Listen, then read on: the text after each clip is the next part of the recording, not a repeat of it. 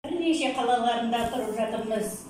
Бүгін Астана қаласының кездесу ұйымдастырып, 10-шы сынып бітіргенімізге 42 жылдығымызды тойлағалы отырмыз. Мен осы класстастарыма, сыныптастарыма, класстастар жыр жумағын оқып бермекшімін.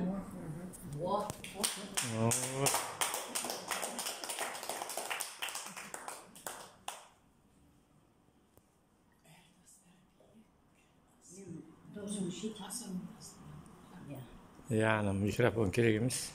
Армысыздар, класстастар, құрбылар, бірге оқып линейкада бір тұрар. 40 жылдан астам уақыт өткенде кезек келді өздеріңді жырқылар. Туған ауылым Керізбұлақ мекенім, мен өзіңді тек мақтаныш етемін.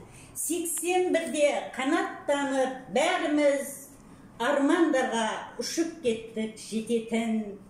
Білім алдық сан саланы меңгеріп, ата жұртқа келдік дағы ел көріп, сағындырып мектебіміз ішқа алып, ата же боп бүгін төрге өрледік.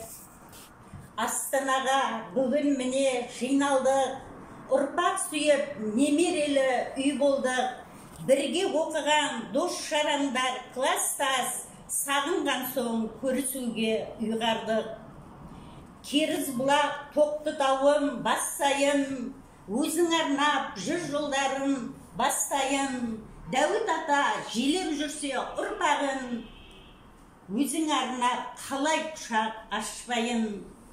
Сағыныштың келдік киіп көйлеген, өзің жайлы жан керізім сөйлейін. Алтын дәуір балалыққа не жетсін, жастығымды қайтып маған бер дейін. Сағыныштың сазы қалай басылар, қорғаны көп болар адам досы бар.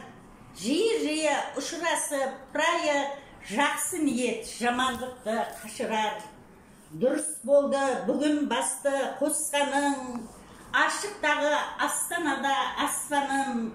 64-тің арулары ең сұлу, толсын бүгін орталары достарым.